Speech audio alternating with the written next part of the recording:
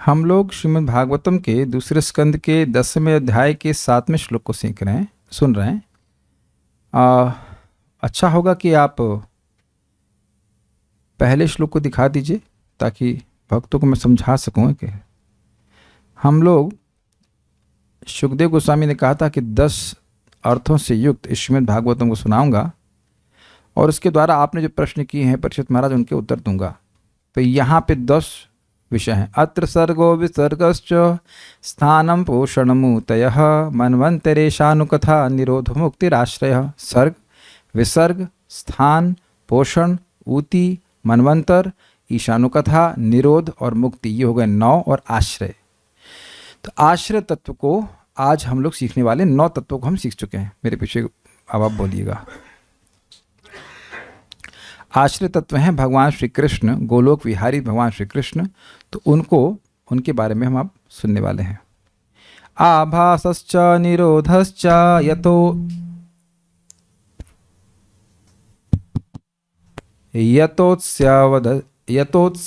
यतोऽस्यध्यवसीयते।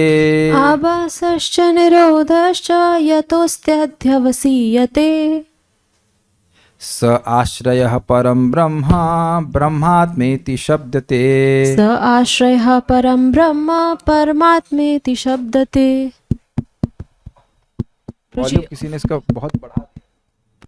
अब बोलिए, हरि बोल, बोलिए हरे कृष्ण। अभी ठीक है। आभासश्च निरोधश्च यतोऽस्यध्यवसीयते। आभासश्च निरोधश्च यतोऽस्यध्यवसीयते। स आश्रयः परं ब्रह्मन् परमात्मेति शब्दते। स आश्रयः परं ब्रह्म परमात्मेति शब्दते। आभासश्च निरोधश्च यतोऽस्यध्यवसीयते। आभासश्च निरोधश्च यतोऽध्यवसीयते। स आश्रयः परं ब्रह्म परमात्मेति शब्दते। स आश्रयः परं ब्रह्म परमात्मेति शब्दते। आभासश्च निरोधश्च यतोऽस्यध्यवसीयते।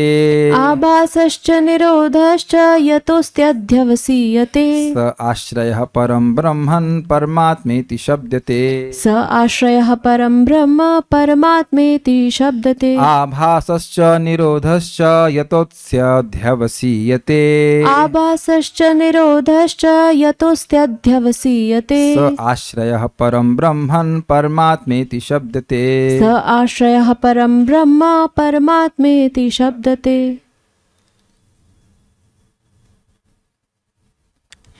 परम पुरुष अथवा परमात्मा कहलाने वाले परमेश्वर ही दृश्य जगत के परम स्रोत, इसके आगार यानी आश्रय तथा लय हैं। अन्वय देखिए।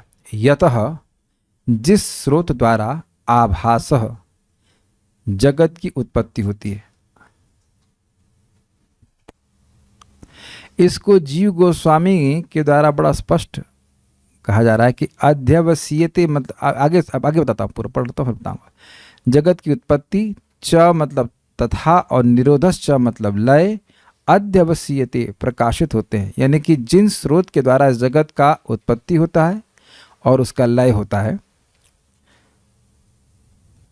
स आश्रय परम ब्रह्मन, वह आश्रय तत्व हैं तथा उन्हें परम ब्रह्म परमात्मेति, परम ब्रह्म तथा परमात्मा इस प्रकार शब्दते यानी कहा जाता है।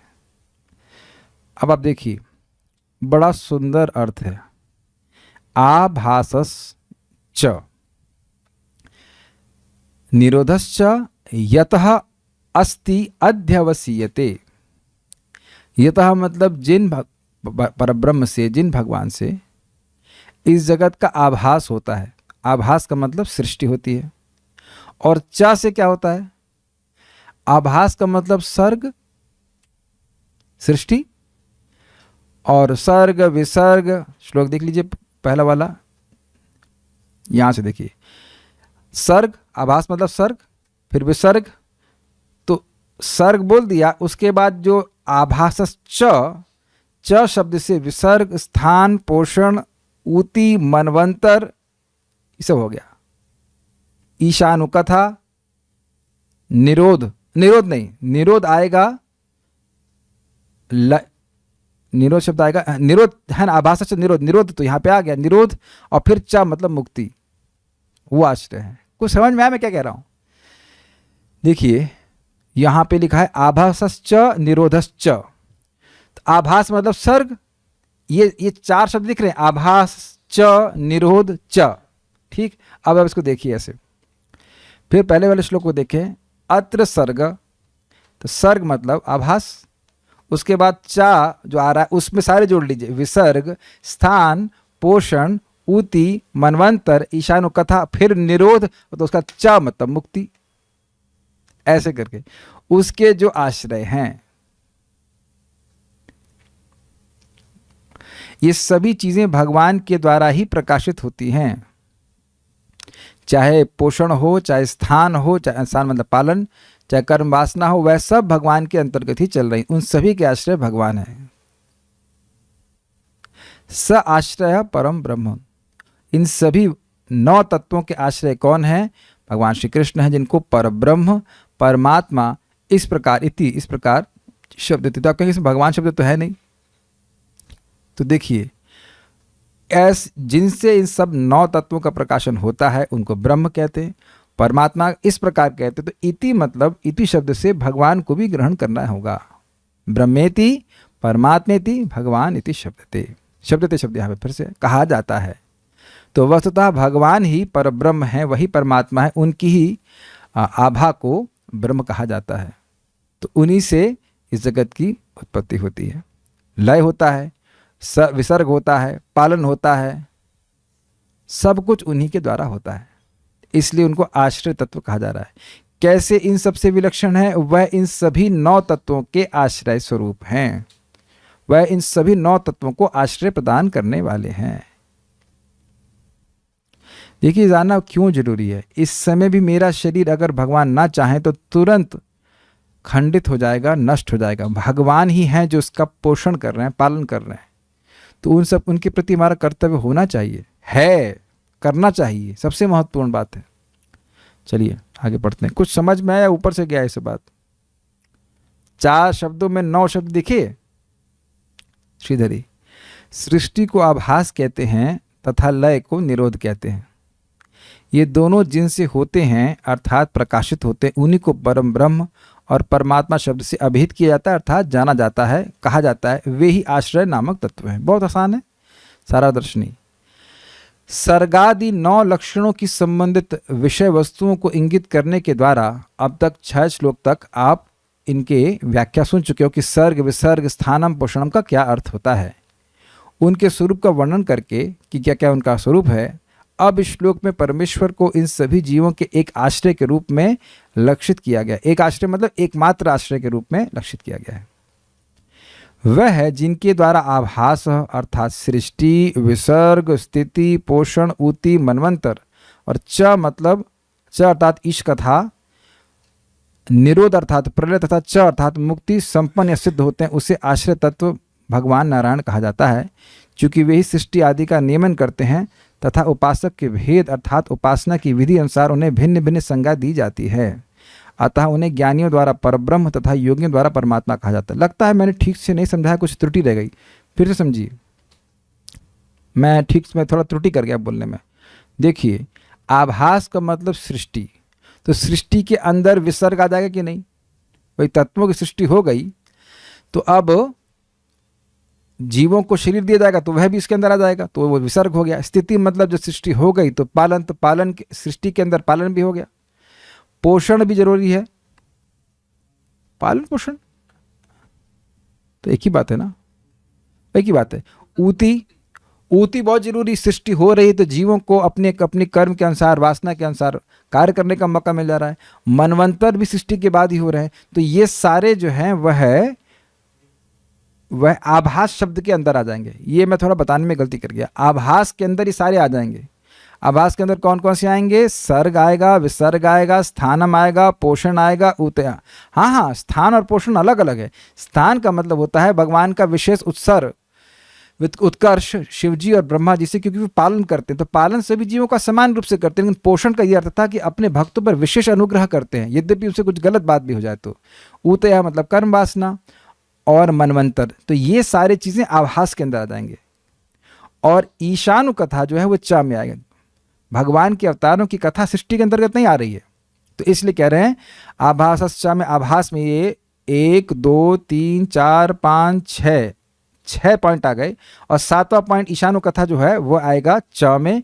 फिर निरोध शब्द है ही, आभासश्च निरोधश्च, निरोध मतलब प्रलय, और फिर च मतलब मुक्ति। अब तो आ रहा होगा क्लियर? ऐसे ही बोल रहे हैं, एक्सप्लेन कीजिए। कर पाएंगे? नहीं कर पाएंगे? कोई कर पाएगा? दिखाइए श्लोक दिखाइए। आभासश्च और निरोधश्च। आभास का मतलब सृष्टि, तो सृष्टि के अंतर्गत सर्ग विसर्ग नहीं, अत्य सर्ग विसर्ग, स्थान, स्थान मतलब पालन, पोषण, ऊति और मनवंतर, ये आएगा कि नहीं आएगा? चलिए आप बताइए मनवंतर क्या होता है, माइक में बताइए। तुम थोड़ा पानी पीते हैं, हाँ बताइए। मनवंतर माइक में अर्थात बोलिए। हाँ, जो मनु होते हैं वो क्या होते हैं मनु? मनु के, अच्छा ये बताइए, ब्रह्मा जी का 12 घंटे कितने समय के होते हैं? याद नहीं है प्रभु जी। याद नहीं है, कोई बात नहीं, आप ब्रह्मा नहीं, इसलिए याद करने की जरूरत भी नहीं है। अच्छा ये बताइए कि जो सतयुग त्रेता द्वापर कली, वह कितने लाख साल का होता है? अरे चिराग तले अंधेरा 43 लाख साल का होता है। गुणा, अच्छा एक ब्रह्मा जी के 12 घंटे में कितने चतुर्युग होते हैं? 71 चतुर्युग। वाह वाह, बस जाने नहीं देंगे आपको कार्तिक में, यही रहना होगा। जो गलत प्रश्न करेगा उसको कार्तिक में यही रहना पड़ेगा 1000 चतुर्युग रहते हैं। ठीक है, गुड गुड गुड, कोई बात नहीं, ये तो अच्छी पनिशमेंट है ना नहीं जाने देंगे, तो यानी इसको बैठ के सीखना है। तो 1000 चतुर्युग। आसान प्रश्न करेंगे, सृष्टि के पहले शुरू होते हैं सृष्टि के बाद? सृष्टि के बाद ना, तो सृष्टि के अंतर्गत हो गया कि नहीं? जैसे आप यहाँ क्लास में आए तब ना आपको मैं प्रश्न कर रहा हूँ, तो यह भी क्लास का भाग हुआ कि नहीं? क्लास होती ही नहीं तो प्रश्न होता ही नहीं, तो सृष्टि होती ही नहीं तो ब्रह्मा जी के दिन और रात की कोई मतलब ही नहीं है। तो ये सब सृष्टि के अंतर्गत आ गया कि नहीं आया? अरे सब्जी बनाते हैं तो सब कुछ भोजन बना रहे हैं, प्रसाद बना रहे हैं, सब्जी काटना भी होता है, बर्तन साफ करना भी होता है, तो क्या खाना बना रहे हैं तो उस समय हो सकता है अरे तो बर्तन मांज रहे हैं, तो बर्तन मांजना भी तो खाना बनाने के अंदर हुआ ना भाई, नहीं? तो आभास का मतलब हुआ सृष्टि। तो सृष्टि के अंदर सृष्टि, तत्वों की सृष्टि, जीवों के शरीरों की सृष्टि, उनका पालन, और उसमें जो भक्त है उनका विशेष पोषण, ऊतया मतलब कर्म वासना और मनवंतर, ये सब आ जाएगा कि नहीं आ जाएगा? क्या कठिनाई है? आ गया ना? हम ये मान ले रहे हैं कि आ गया, लेकिन क्या इसमें ईश कथा आई? ईश कथा नहीं आई। भगवान के अवतार तो दिव्य हैं, उनको सृष्टि की अपेक्षा नहीं है, इसलिए कह रहे हैं आभास, फिर च जो है वो ईशानु कथा हो गया। और निरोध, निरोध का मतलब प्रलय, तो वहां पे था मनवंतरस ईशानु कथा निरोधो, निरोध मतलब निरोध, वो तो स्पष्ट है। फिर चा मतलब मुक्ति। तो ये 9 विषय इन 4 शब्दों में आ जाएंगे। Oh yes, this is Bhagavatam, amazing है ना? तो इसके लिए जीवन है, स्वीकार कीजिए। यतः मतलब जिन भगवान से अस्ति है, अध्यवसीयते प्रकाशित है, अध्यवसीयत मतलब प्रकाशित, दिख रहा है। ये जिन भगवान के कारण ये जगत ऐसा ये सब कार्य होते हुए दिख रहे हैं, स आश्रय परब्रह्म, वही इन सब के आश्रय हैं। स मतलब व्यक्ति हैं, वो उन्हीं को परब्रह्म, उन्हीं को परमात्मा इति भगवान इसी प्रकार से कहा जाता है। ठीक,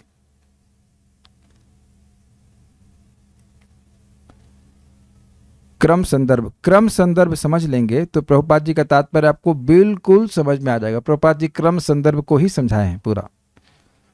पहले मुझे लगा कि क्रम संदर्भ भक्तों को कठिन लगेगा तो छोड़ देता हूँ, फिर मैंने प्रभुपाद जी का तात्पर्य देखा, हमने अरे प्रभुपाद जी तो पूरा इसी को बता रहे हैं, तो फिर से पढ़ा देते हैं, फिर तो कोई दिक्कत नहीं होगी समझने में। तो बेसिकली क्रम संदर्भ में जीव गोस्वामी जी ये कह रहे हैं कि इस आश्रय तत्व का ही वर्णन पूरे भागवत में हुआ है। जब हम ये नहीं भी जान रहे थे कि भागवतम के 10 तत्व क्या होते हैं, तब भी इसको पढ़ रहे थे। और अभी यह प्रमाणित करेंगे कि प्रथम स्कंद से लेकर आखिरी के 12 स्कंद तक, 12वें स्कंद तक इन्हीं तत्वों का वर्णन हुआ है।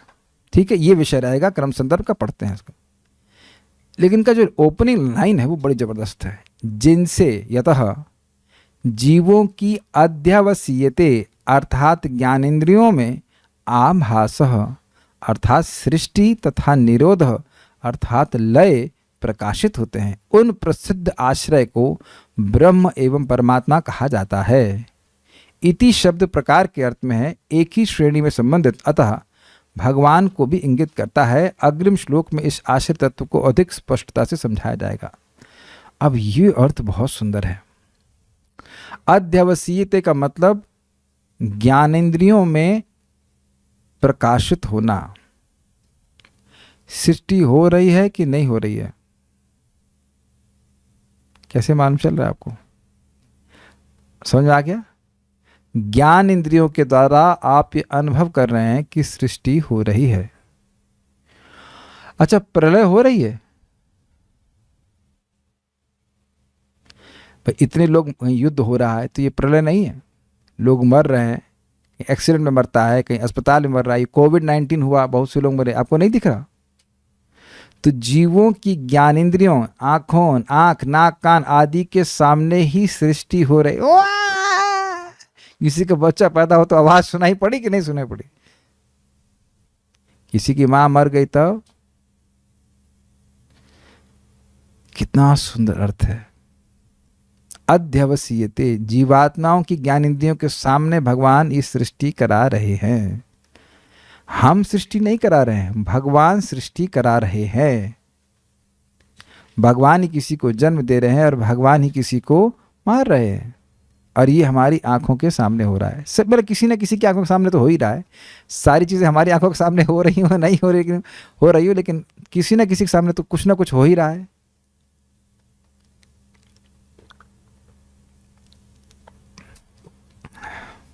ठीक है ना? प्रकाशित करते हैं। हम तो इसी पे विचार कर रहे थे, हमको बहुत अच्छा लग रहा है। लोग कुछ नहीं कर पा रहे हैं, किसी के पास कोई सामर्थ्य नहीं है, उनकी आंखों के आगे सृष्टि होती जा रही है और उनकी आंखों के सामने प्रलय हो रही है। प्रभुपाद जी कहते हैं, जैसे तुम मृत्यु को नहीं रोक सकते, ऐसे जन्म को भी नहीं रोक सकते। कितना प्रयास किया गया, लेकिन फिर भी भारत की जनसंख्या बढ़ रही है कि नहीं बढ़ रही है? क्योंकि भगवान बढ़वा रहे हैं। समझ में आया? भगवान को आप नहीं रोक सकते, भगवान की व्यवस्था को नहीं रोक सकते हैं, भगवान जन्म दे रहे हैं। अग्रीड? और हमारे ही सामने लोगों का पालन भी हो रहा है।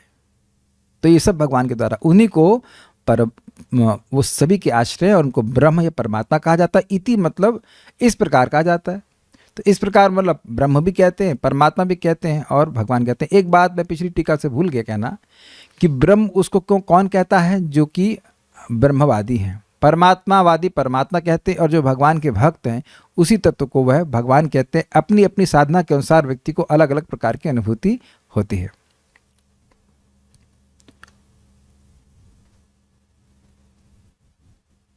अब हम लोग आगे पढ़ते हैं।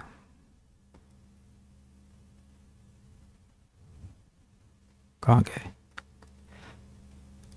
यहां प्रथम स्कंद से ही 10 विषयों का क्रम से निरूपण किया गया है, किंतु आश्रय का वर्णन सामान्य रूप से किया गया है एवं विशेष रूप से श्री कृष्ण का इंगित किया गया है। कृष्णस्तु भगवान स्वयं तो प्रथम स्कंद के 3 अध्याय में ही बोल दिया गया, और उसको इस भागवतम का परिभाषा सूत्र कहा गया।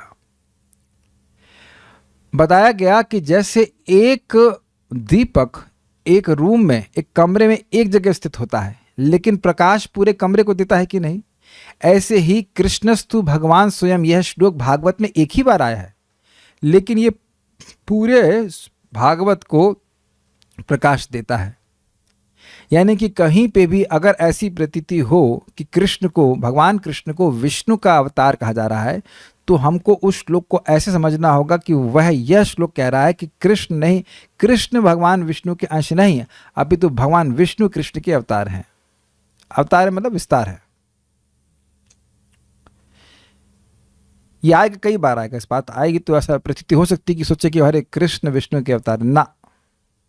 तो बार बार ये स्थापित किया जा रहा है कि भगवान कृष्ण का, कृष्ण कथा ही, कृष्ण का यश ही श्रीमद् भागवत में प्रतिपाद्य है। नारायणम नमस्कृत्यम नरम चैव नरोत्तमम, तो नर नारायण को नमस्कार है और नरोत्तम मतलब भगवान श्री कृष्ण को नमस्कार है, जो इस ग्रंथ के प्रतिपाद्य विषय हैं। समझ में आ रहा है? तो आश्रित तत्व हैं भगवान श्री कृष्ण, उनको प्रथम स्कंद से ही स्थापित किया जा रहा है। क्या कृष्ण की लीलाओं को आपने प्रथम स्कंद में नहीं सुना? भीष्म स्तुति किसकी कर रहे हैं? भगवान कृष्ण की कर रहे हैं। या माता कुंती स्तुति कर रहे हैं, किसकी कर रही हैं? भगवान कृष्ण की कर रहे हैं। अर्जुन कर रहे हैं, उत्तरा कर रही हैं, परीक्षित महाराज बारंबार आप सुन रहे हैं, यदि कृष्ण कथाश्रयम, कृष्ण कथा कृष्ण कथा कृष्ण कृष्ण कृष्ण कृष्ण। तो प्रथम स्कंद जो सुने हैं वह स्पष्ट समझ रहे हैं कि भगवान श्री कृष्ण का वर्णन हो रहा है। संपूर्ण भागवत पुराण केवल इसी उद्देश्य के लिए प्रस्तुत किया गया। किस उद्देश्य के लिए? भगवान कृष्ण की कथा को और कृष्ण को भगवान के रूप में स्थापित करने के उद्देश्य से प्रस्तुत किया गया है। प्रथम स्कंद प्रथम एवं द्वितीय अध्याय में शौनक जी एवं सूत गोस्वामी के प्रश्नोत्तरों के माध्यम से सत्य प्रतिपादित करता है। कृष्णे सुधामुपगते धर्म ज्ञानादि भी सह कलौ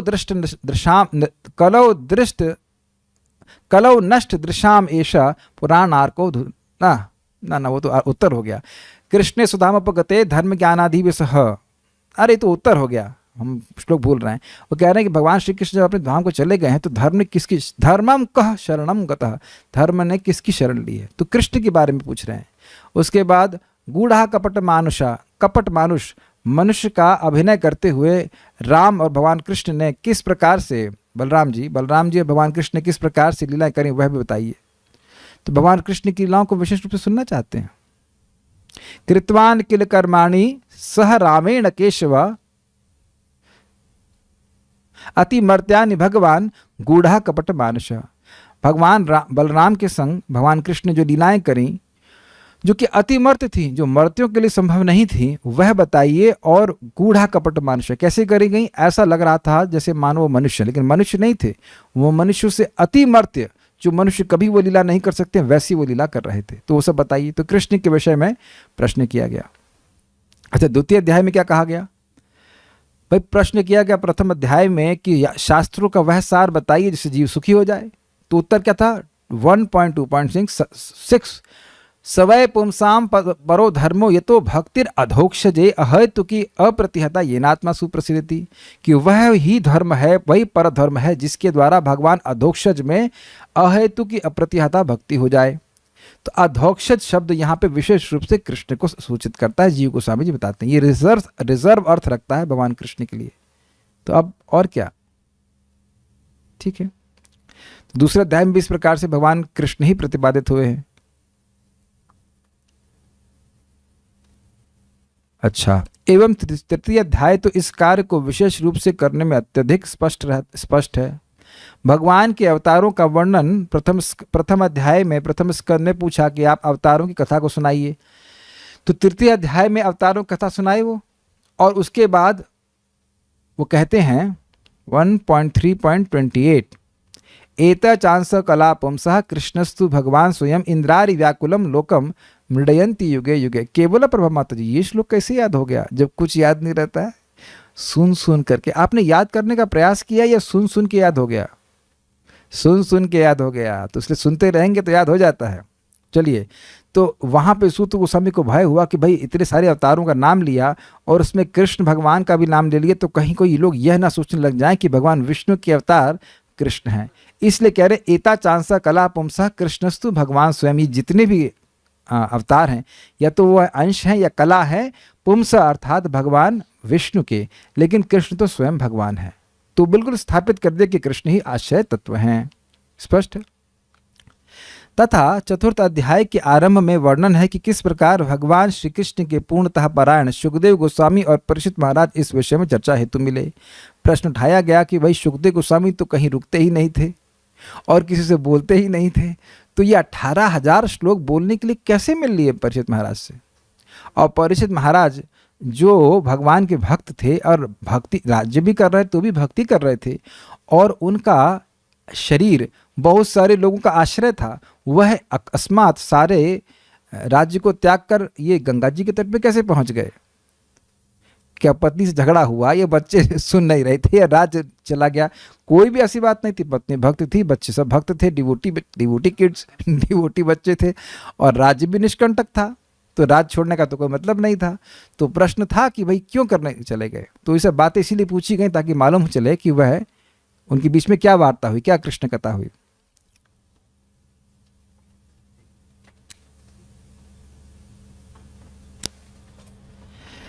ओके, श्री कृष्ण, हाँ, द्वितीय स्कंद तो इस प्रकार से स्थापित किया गया, और आपने यहाँ भी, वहां पे भी, हरि बोल,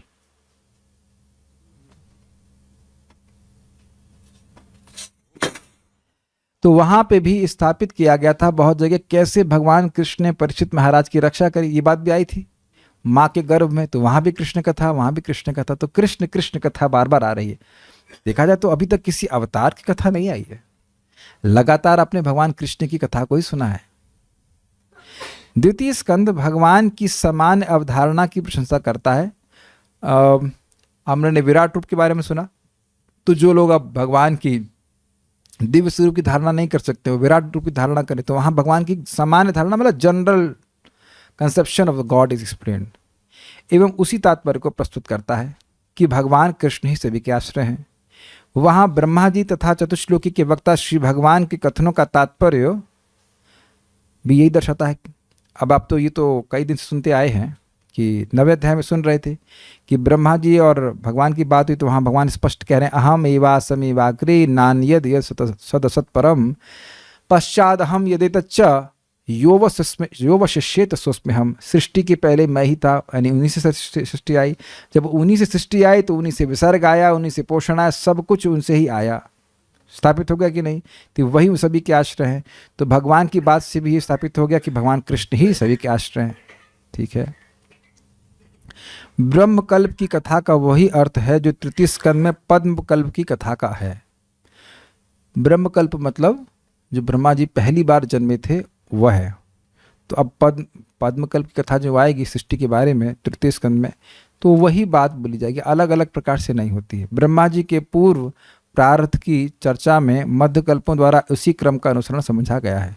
क्या मतलब है? देखिए, इसमें ब्रह्मा जी 50 साल के हैं, तो 1-2 दिन की बात जो बताई जा रही है उससे समझना चाहिए ये जो बातें हैं ये ब्रह्मा जी की शुरुआत की बातें हैं। इस समय ब्रह्मा जी 50 साल के हैं, और ब्रह्मकल्प का मतलब है ब्रह्मा जी जब पहली बार उनका जन्म हुआ, तो यानी कि 50 साल पहले की बात हो रही है, उनके 50 साल। तो अब वो समझ लेना हो कि ये सब बातें वो किससे पैदा हुए? भगवान से पैदा हुए। तो अब जो लोग बाद में पैदा हुए तो ब्रह्मा जी के बाद में पैदा हुए, तो सभी भगवान से पैदा हुए, या भगवान सभी के स्रोत है, समझ लेना चाहिए। तो जो पुरानी बात बोली गई है वही समझना चाहिए कि हर कल्प पे घटित हो जाएगी। ऐसा नहीं कि अब 50 साल के प्रतिदिन की बात कहेंगे, अच्छा इस बार ऐसा हुआ, उस बार वैसा हुआ। नहीं, वैसा ही सब जगह हुआ। हर बार यही बात हुई कि भगवान श्री कृष्ण ही सभी के स्रोत हैं।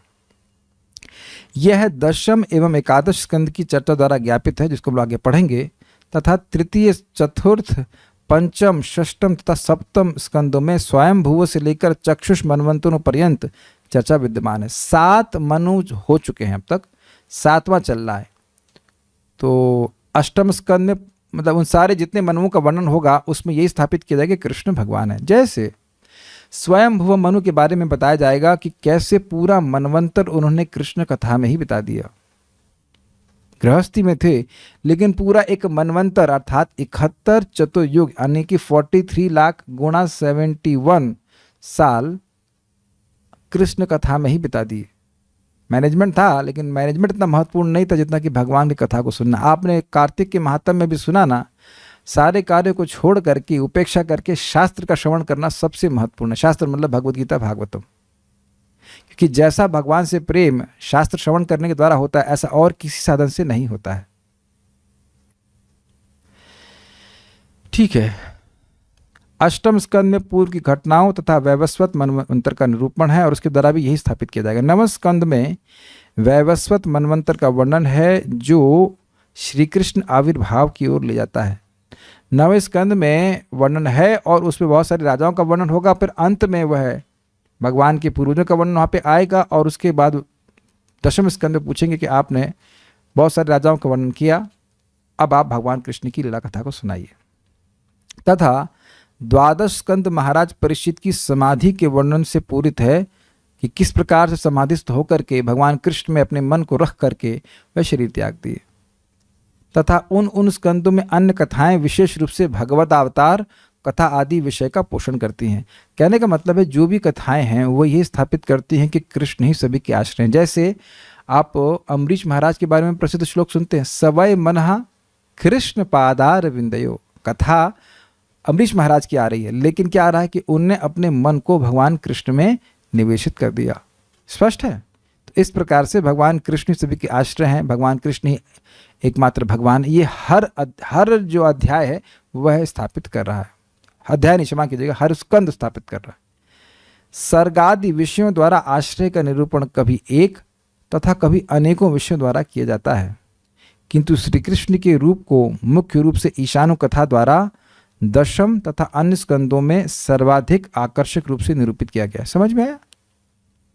सर्ग विसर्ग आदि जो हैं वह कहीं कहीं एक जगह होता है, कहीं अनेक कथाओं के द्वारा वर्णन हो रहा है। जैसे भी आप लोग देख रहे थे, सर्ग के बारे में काफ़ी सुना हमने, लेकिन भगवान श्री कृष्ण को मुख्य रूप से भगवान की कथा के माध्यम से बताया जा रहा है और हर स्कंद में बता रहे हैं और विशेष रूप से दशम स्कंद में बताएंगे। दशम स्कंद के 3000 श्लोक भगवान श्री कृष्ण की कथा पर ही आधारित है। ठीक है, तात्पर्य। अब प्रभुपाद जी के तात्पर्य आपको बहुत आसानी समझ में आ जाएगा। जैसा कि श्रीमद् भागवत के प्रारंभ में कहा गया है, समस्त शक्तियों के परम स्रोत के पर्याय जन्मादि अस्यतः वदन्ति तत्तत्त्वविदस्तत्त्वं यज्ञानमद्वयम् ब्रह्मेति परमात्मेति भगवान इति शब्दते। पर ब्रह्म परमात्मा यह भगवान कहलाते हैं। क्या कह रहे हैं? मतलब इस जगत के सभी चीज़ों के स्रोत भगवान हैं, ये कह रहे हैं। ये बार बार प्रथम स्कंद में स्थापित किया गया। देखिए, अब प्रथम स्कंद को जो सुन लिया है उसके लिए ये बातें बिल्कुल कठिन नहीं हैं, और जिसने नहीं सुना है उसके लिए आवश्यक है कि वो सुन ले उन बातों को, और नहीं तो वेट करे जब मैं पूरा 12वां स्कंद पढ़ा करके फिर आऊँगा वापस। अगर आप जिंदा रहे और मैं जिंदा रहा तो फिर से पढ़ाऊँगा, और अगर नहीं तो खुद से पढ़ ले। सब कुछ दिया गया है, सहायता सारी कर दी गई है। अब नहीं समझ में आ रहा है तो हम कैसे समझाएं? तो फिर वो तो दोबारा नहीं पढ़ा सकते, तो आपको थोड़ी मेहनत अपने से करनी पड़ेगी। मेहनत कुछ नहीं है, अगर और समय नहीं निकाल पा रहे हैं तो भोजन बनाते बनाते सुन लीजिए या ऐसे भी कर लीजिए। और कैसे बताया जाए भाई? इस श्लोक में इति शब्द के, देखिए इस श्लोक में इति शब्द के प्रयोग से पर्यायों का अंत हो जाता है और इस प्रकार भगवान के द्योतक है। देखिए, अब इस लाइन को ऐसे पढ़ते समझ में नहीं आता ना क्या प्रभुपाद जी कह रहे हैं, कुछ नहीं समझ आता ना। तो यहाँ बोले पर ब्रह्म परमात्मा इति, तो ये जगत के जो स्रोत हैं उनको ब्रह्म परमात्मा या इस प्रकार से भगवान के रूप में कहते हैं। तो भगवान शब्द का द्योतक है। पर्याय वाला होता है समानार्थक, पर्यायवाची। पर्याय का मतलब एक और इसका शब्द ऐसा ही सेम अर्थ वाला है। तो ब्रह्म कहिए, परमात्मा कहिए, भगवान कहिए, वो एक ही अर्थ है। वो भगवान कृष्ण को ही सूचित कर रहा है। इसकी और व्याख्या बाद में श्लोकों में की जाएगी कि आश्रय तत्व क्या है, किंतु अंततः इस भगवान का अर्थ है भगवान कृष्ण, क्योंकि श्रीमद् भागवत ने पूर्ण पुरुषोत्तम भगवान को कृष्ण रूप में पहले ही मान लिया है, प्रथम स्कंद में ही।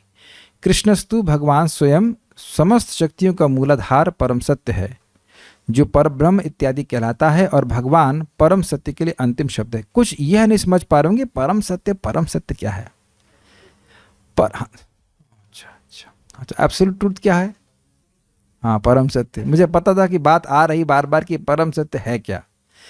परम सत्य का मतलब वह होता है कि जिसकी सत्ता से बाकी सबकी सत्ता हो, जो सभी का स्रोत हो, उसको परम सत्य कहते हैं।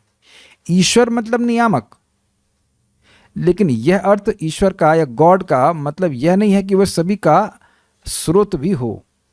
नियामक का मतलब यह नहीं कि उसी से वस्तु आई भी है। तो परम सत्य का मतलब है उससे हर वस्तु आई है, ये बात है। तो भगवान श्री कृष्ण ही हैं जिनसे सब कुछ आया। भगवान कृष्ण से विस्तार है बलराम जी, बलराम जी के विस्तार है चतुर्व्यूह, प्रथम चतुर्व्यूह संकर्षण, अनिरुद्ध, प्रद्युम्न और वासुदेव। फिर उन संकर्षण से फिर चतुर्व्यूह आते हैं, प्रद्युम्न, अनिरुद्ध, संकर्षण और वासुदेव। फिर उन सेकंड संकर्षण से आते हैं भगवान महाविष्णु, महाविष्णु से आते हैं गर्भोदकशय विष्णु, और गर्भोदकशय विष्णु से आते हैं क्षीरोदकशय विष्णु। और इस प्रकार से पूरी जगत की सृष्टि होती है। महाविष्णु से पूरा जगत आता है, तो क्योंकि महाविष्णु से जगत आता है ठीक है, लेकिन वह भी भगवान कृष्ण के अंश हैं, इसलिए परम सत्य तो भगवान कृष्ण ही हैं, ये बात है। देखिए एक बात समझ में आ रही है कि लोगों को समझ में आ नहीं रहा है। हमको दुख है कि ब्रह्मा जी का 12 घंटे अभी तक याद नहीं हुए हैं। 43 लाख। समझ, इसलिए मेरा ये सोचना कि ये बात समझ में आ रही है ये गलत है, और उपलक्षण से अन्यों के बारे में ग्रहण करना हो कि याद नहीं रहता है। थोड़ा सा सुनते रहेंगे तो याद हो जाएगा। कोई बात नहीं, कोई बात नहीं, सुनते रहिए, आते रहिए। नहीं सुनने से याद नहीं रहेगा, तो सुनते रहेंगे तो याद हो जाएगा।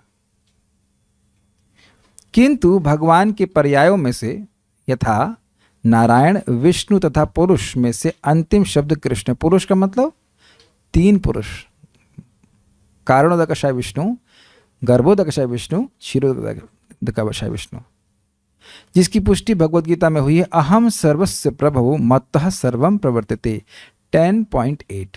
तो चतुश्लोकी भगवद गीता में भगवान कहते हैं कि अहम, ऐसे अपनी छाती पे हाथ रख, मैं मतलब मैं नहीं, मैं मतलब भगवान कृष्ण, कि मैं सभी का प्रभव हूं, महाविष्णु का भी प्रभव मैं ही हूं, ये कहने का अर्थ।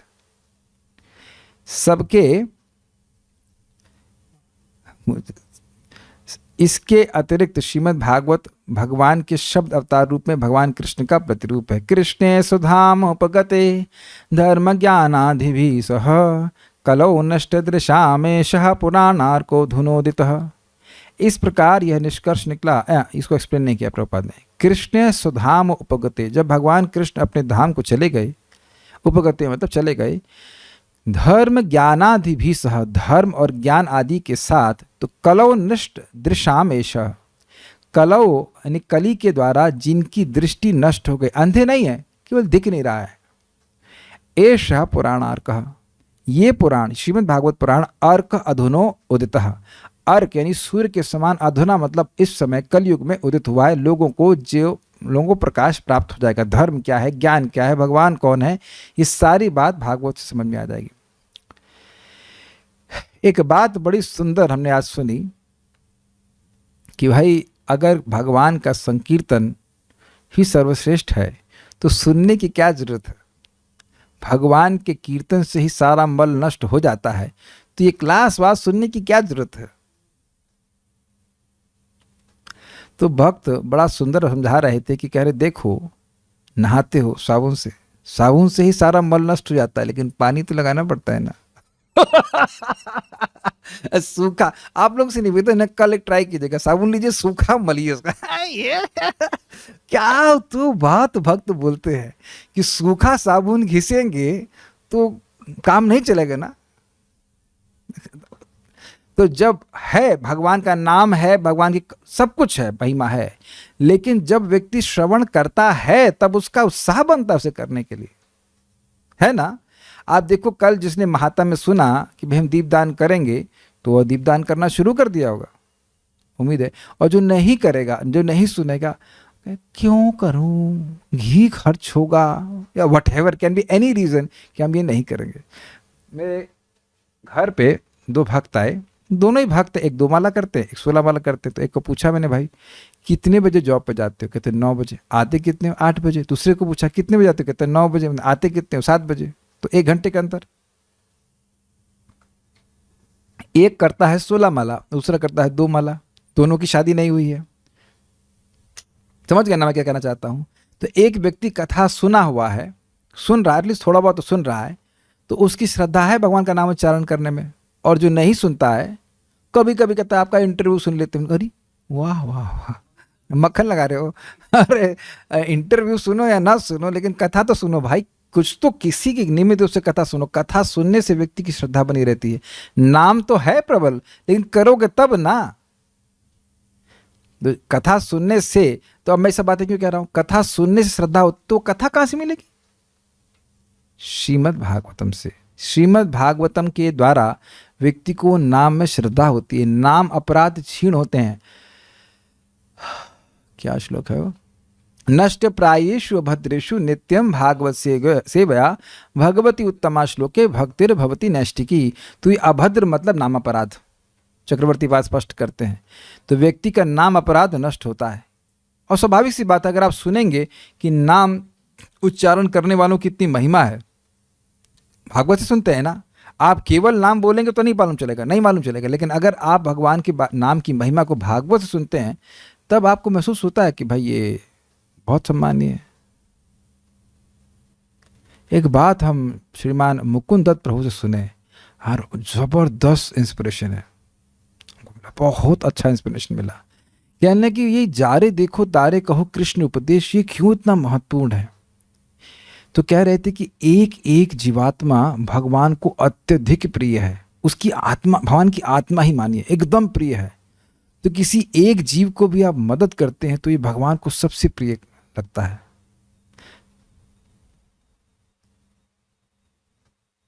ये लोग समझ नहीं पा रहे हैं, जो भी हैं भक्ति में आए हुए, कि आपको भगवान के पास वापस जाने के लिए चुन लिया गया है।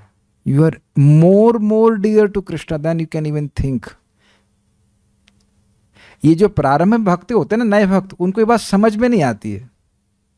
इसीलिए जो सीनियर भक्त हैं उनका कर्तव्य है कि उनको अफेक्शन दें। वो अफेक्शन डांट के रूप में भी हो सकता है। तो कहेंगे ये क्या है क्यों नहीं उठ रहे सुबह, नालायक उठ, सुबह भजन कर।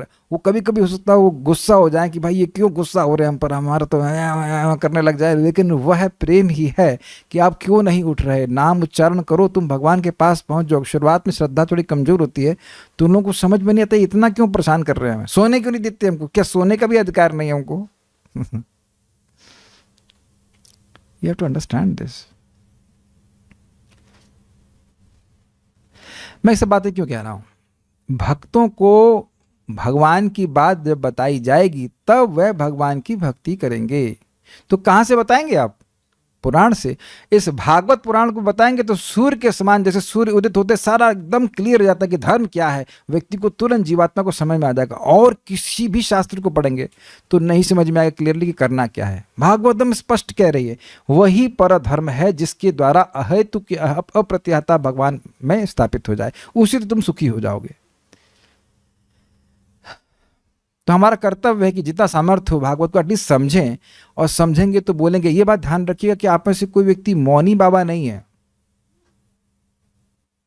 मानते हैं ना? कोई मौनी बाबा नहीं है, तो कुछ ना कुछ तो बोल ही रहे हो। तो जो समझ में आया वही बोल रहे हैं। है कि नहीं? सोचा कभी आपने? जो समझ में आ रहा है वही बोल रहे हैं ना। और आप विचार कीजिए कि जो भी हम बोल दे रहे हैं उसे किसी को लाभ हो रहा है ना, और हमको हो रहा है नहीं, फिर भी बोल रहे हैं क्योंकि समझ में आ रहा है। तो अगर भागवत समझ में आने लग जाएगी तो आप भागवत नहीं बोलेंगे, उससे आपको भी लाभ होगा, सामने वाले को भी लाभ होगा। Do you agree? आप अपने वक्तव्यों को अपने तो फोन में रिकॉर्डिंग रख लीजिए कि क्या बोल रहे हैं, और उसको आप एनालिसिस करेंगे तो मोस्टली थर्ड क्लास की बात होती है। उससे किसी का लाभ ही नहीं होता, और उसका भी नहीं होता और अपना भी नहीं होता है। प्लीज बुरा नहीं मानिएगा, खाली कॉन्शियस हो जाएंगे तो समझ जाएंगे किसी का कोई फायदा नहीं होता। सुबह से कितने लोगों को बोले हैं आप जब करिए? तो आप बताइए।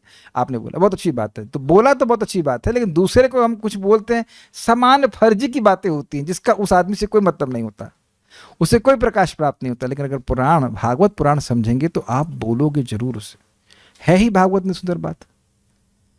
किसी को भी बोलेंगे तो उसको प्रकाश मिलेगा। जिस किसी को भी आप सूर्य के सामने ले आएंगे उसके रूम से खींच करके उसको प्रकाश ही मिलेगा। Got it? ठीक है। इस प्रकार यह निष्कर्ष निकला कि भगवान श्री कृष्ण, मैं यहां, ये श्लोक क्यों है भाई? तो यह श्लोक किसके बारे में है? यह भी भगवान कृष्ण के ही बारे में है। इस प्रकार से निष्कर्ष निकला कि भगवान श्री कृष्ण समस्त शक्तियों के परम स्रोत हैं, और कृष्ण शब्द का अर्थ भी यही है। कृष्ण अथवा कृष्ण तत्व की व्याख्या के लिए ही श्रीमद् भागवत की रचना की गई है। देखिए, आप में से बहुत सारे लोग भगवान कृष्ण का नाम सुने होंगे, लेकिन यह नहीं सुने होंगे कि कृष्ण ही परम स्रोत हैं। तो इस संबंध में तो हम टोटल अंधकार में थे कि नहीं। तो भागवत ही इस प्रकार से पूरी तरह से क्लियर करती है कि भगवान कृष्ण ही परम सत्य हैं। ये जान लेना भी 50% लिबरेशन या 40% लिबरेशन है, प्रभुपाद जी बताते हैं। श्रीमद् भागवतम के प्रथम स्कंद में सूत गोस्वामी तथा शौनक जैसे महान ऋषियों के प्रश्नोत्तर से इस सत्य की जानकारी मिलती है, और इसी स्कंद के प्रथम तथा द्वितीय अध्यायों में इसकी व्याख्या है। अब मैंने क्या व्याख्या करूं, अभी तो पढ़ा चुका हूं, अभी तो बताया। तृतीय अध्याय में विषय को स्पष्ट किया गया है कृष्णस्तु भगवान स्वयं, तथा चतुर्थ अध्याय में ये और स्पष्ट हो जाती है सुखदेव और परीक्षित कैसे मिले उसके द्वारा। द्वितीय स्कंद में श्री भगवान के रूप में परम सत्य पर बल दिया गया है और परम ईश्वर श्री कृष्ण ऐसा दर्शाया गया है। आप ये सब भी अभी सुन लिए। जैसा कि पहले कहा जा चुका है, 4 श्लोकों में श्रीमद् भागवत का सार संक्षेप में दिया गया है, वो भी आपने चुना चतुश्लोकी भागवत के रूप में। इन पूर्ण पुरुषोत्तम भगवान के विषय की अंततः ब्रह्मा ने ब्रह्म संहिता में इस प्रकार पुष्टि की है, ईश्वरः परमः कृष्णा सच्चिदानंद विग्रह, परम ईश्वर भगवान श्री कृष्ण है। ऐसा ही श्रीमद् भागवत के तृतीय स्कंद से निष्कर्ष निकलता है। पूर्ण विषय की विस्तृत व्याख्या श्रीमद् भागवत के दशम तथा एकादश स्कंदों में मिलती है। दशम स्कंद में भगवान कृष्ण का वर्णन विशद रूप से हुआ है। स्वयंभव मनवंतर तथा चाक्षुष मनवंतर जैसे मनवंतरों के प्रसंग में, जिनकी व्याख्या तृतीय, चतुर्थ, पंचम, षष्ठ तथा सप्तम स्कंद में की गई है, श्री कृष्ण का ही संकेत है।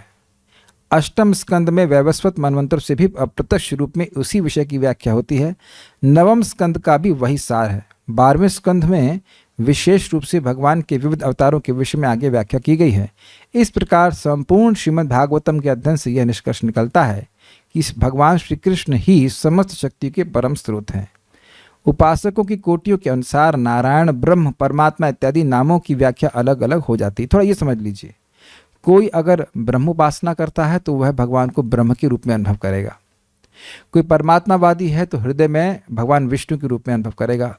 कोई भगवान विष्णु की उपासना करेगा तो उन्हें नारायण के रूप में भगवान दिखेंगे, लेकिन जो राग मार्ग में भजन करता है तो वह उन्हें कृष्ण के रूप में प्राप्त है, गोलोक विहारी कृष्ण के रूप में प्राप्त होते हैं। अपने अपने रस, अपनी अपनी साधना पद्धतियों के अनुसार व्यक्ति को भगवान की अभिव्यक्ति होती है, लेकिन उन्हीं भगवान श्री कृष्ण का वर्णन श्रीमद् भागवतम पूर्ण रूप से कर रही है। और 9 तत्वों का वर्णन भी इसीलिए हुआ है ताकि दशम तत्व, आश्रय तत्व ठीक प्रकार से समझ में आ जाए।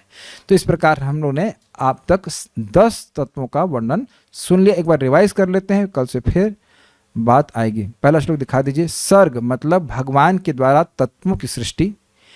विसर्ग मतलब ब्रह्मा जी के द्वारा चराचर जीवों के शरीरों की सृष्टि। स्थानम मतलब जब स्थिति वैकुंठ विजय, जब स्थिति यानी स्थान मतलब पालन हो रहा होता है तो भगवान का वैकुंठ यानी कि भगवान श्री हरि का विजय अर्थात उत्कर्ष सूचित हो रहा है। कैसे वह इस क्षेमाण प्रकृति, जो प्रकृति बार बार नष्ट हो रही है, उसको पालन करते हैं, उसको मर्यादा में रखते हैं। पोषणम मतलब अपने भक्तों के ऊपर अनुग्रह करना, यद्यपि उनसे कोई गलती भी क्यों ना हो जाए। ऊतयः मतलब कर्म की वासना।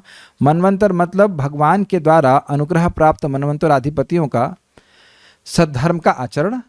ईशानुकथा मतलब भगवान के अवतारों की कथा और उनके भक्तों की कथा।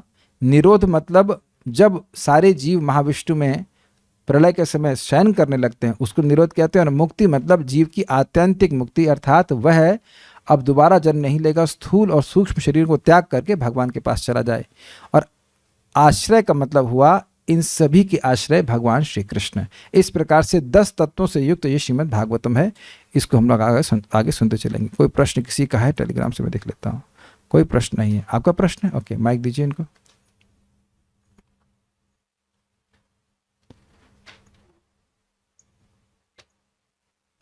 हरे कृष्ण प्रभु जी। प्रभु जी, आश्रय तत्व मतलब भगवान जी की कथा बोल रहे? भगवान कृष्ण आश्रय हैं। हाँ, भगवान कृष्ण की कथा। और ईशानु कथा नहीं, भगवान कृष्ण। अच्छा। आश्रय तत्व, तत्व का मतलब सत्य, तो भगवान कृष्ण आश्रय तत्व हैं, आश्रय हैं, ऐसे कह लीजिए। तो उसके बारे में वर्णन हो रहा है कि कैसे कृष्ण भगवान आश्रय हैं। इन सभी का सर्ग का मतलब सर्ग की कथा नहीं, सर्ग का मतलब सृष्टि। तत्व का मतलब कथा नहीं होता है, तत्व का मतलब सत्य होता है। उसके बारे में जब बोला जाएगा तो उसको कथा कहेंगे। ऑल्दो कृष्ण की कथा कृष्ण से अलग नहीं है, लेकिन कृष्ण आश्रय मतलब आश्रय तत्व मतलब भगवान श्री कृष्ण। ईश कथा फिर ईशानु कथा मतलब कथा, भक्तों का ईशानु कथा मतलब भक्तों की कथा, भगवान की कथा। आश्रय तत्व मतलब आश्रय कथा, तो मतलब आश्रय कथा नहीं, भगवान।